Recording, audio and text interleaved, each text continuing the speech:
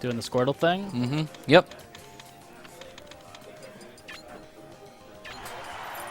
Let's see what Someone asked him last night whether he would consider himself the best Squirtle in Alabama, and he said yes. So, considering we don't have any, I don't think we have any other Squirtles here today, so we can't really test that. But he's definitely putting on a strong show. I mean, yeah, he's definitely. He clearly knows his movement left and doing work with it. Yeah.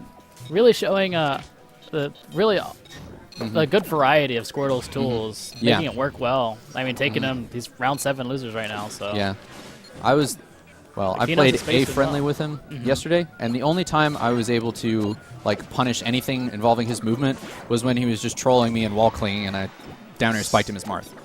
So he's got the whole movement thing down. I don't know if ooh, he almost recovers from that. But another thing he said yesterday was Squirtle's up B is really, really good for recovering, and it has a giant hitbox around it. It does. But Squirtle is still vulnerable during all of that. Right. So if you have a bigger hitbox like Marth's sword, you just gotta shut it down. Yeah. Ike's sword, yeah.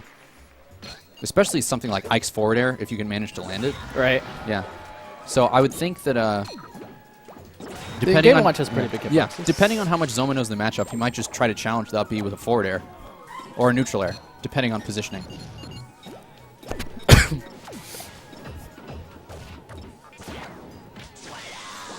Now we got water gun.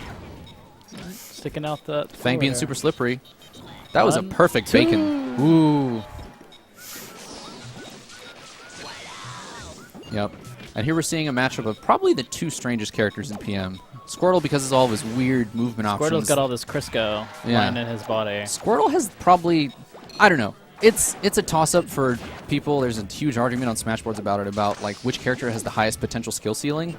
It's sort of down to either Squirtle or Lucario. And I don't know. People like iPunch Kids are getting really close with Lucario, but I don't know. I saw a huge flowchart of all the Squirtle ATs. It's huge, and everything starts with Shell. It's impossible to navigate. You gotta know. Yeah. It looks like Fang knows a lot about a lot of Squirtle's movement options. Yeah. I mean, you gotta. He's a character that it's kind of a death of 1,000 cuts, but he has the mobility to make it keep going. Yeah. And he's cute, so he's got that going for him, too. It's fair. Yeah. Yeah. You know, we're seeing almost sort of an archetypal clash between Squirtle's quick movement and sort of like you said, death by 1,000 cuts, and Game & Watch zoning with those big and persistent hitboxes. Yeah. They're 2 very different characters, and they're both coming at this matchup incredibly differently. But you know what? It's still pretty even. Yeah, you're right. You know, Zoma's up a little bit by percent and certainly by stage position, but, one combo by Squirtle can often change. Yeah. Just enough. I mean, that's true of any character in PM, but especially Squirtle. He's so fast and mobile. Yeah. A lot of potential for gimping, a lot of potential for just continuing strings. Yep. Oh, he counters the smash. down air with an up smash. That range is pretty nice. Yeah, it has ridiculous vertical range. Oh, he just jumps up in neutral. And again. Yeah. Like I said, big hitboxes can stuff Squirtle's up B. Yeah, that was fairly decisive. Yeah. 2-stock high percent. No blowout, but he pulled it out. I feel kind of bad, though, because, the only thing that I know about this matchup is, ways that Game & Watch can counter Squirtle. So I feel like I'm being super biased. But I honestly just don't know what Fang can do to challenge Game & Watch. I mean, Game & Watch doesn't move that quickly as a character, so a lot of that, he's susceptible to a lot of water gun, a lot of bubble. Just in terms of mid-range, it's just well, you can't do anything, so there's no reason for me not to be doing this. So like you were saying, more of that death by 1,000 cuts, weave in and out sort of stuff. It's he can do a lot when he gets in, but he has to do it reliably. And if you just kind of jump in against Game & Watch, you're just going to eat forward airs all day, kind of thing. That's true. Scary. Which might be why Game & Watch might have. I don't want to say an easier time necessarily 100% of the time with the neutral game, but he's got those persistent hitboxes that Squirtle can't just run in and deal with. Sure.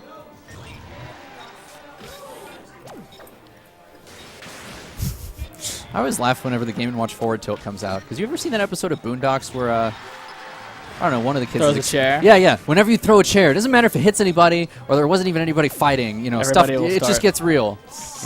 That's absolutely right. I tend to think Chris Hansen. Why don't you have a seat? Yeah, yeah.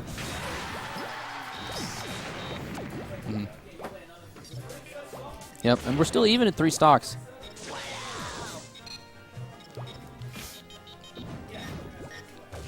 You know, despite what we were saying about Squirtle's like myriad of movement options, the Zoma is really showing like the potential of all of Game & Watch's movement options, even if they're just like wave dash, dash dancing, whatever. Yeah, I mean his wave dash is excellent. Yeah, he's got a lot of distance and can cover like wave dash back to down tilt is a very safe, very powerful tool.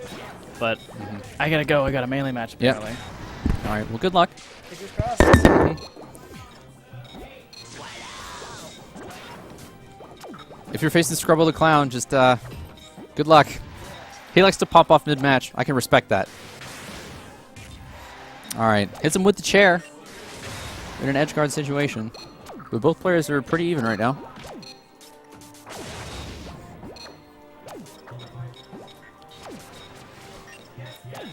For those of you that might be able to hear what's going on in the background, we're having the starts of the Melee tournament, which was supposed to start at 3, but since... Oh! Fang gives up his lead of, well, it's like a mid% stock. Now we're still even. Anyway, Melee is starting, so I think we're going to finish out PM on stream and then hop into wherever Melee is at that time. But I don't know. Are we? All right. I just got the thumbs up.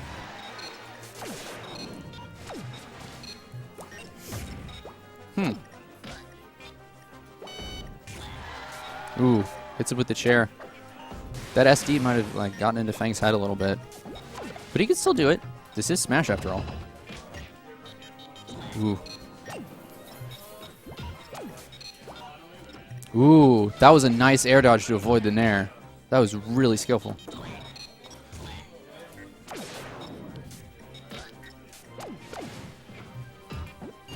All right. See. Trying to hit him with that bacon and sausage. I like bacon and I like sausage. All right. Zoma up a pretty clean stock. Let's see.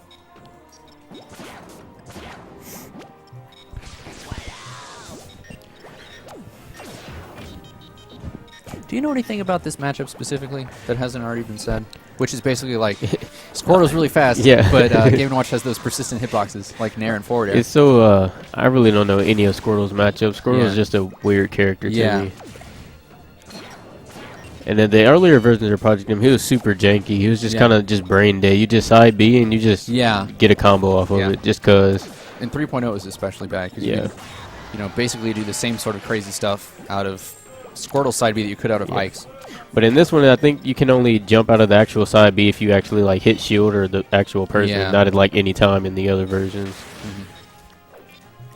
But no, I'm not really sure how this matchup goes. Pretty sure Game & Watch's down tilt is a very good edge guard for Squirtle. So his down tilt is really good in general. I think it's just it's really good in Project M for some reason. I don't know why, but like I don't think it's as good as any other. Game & Watch. Yeah, it might be, you know, the obvious things like you could actually L cancel all of your aerials, you know, but I don't know.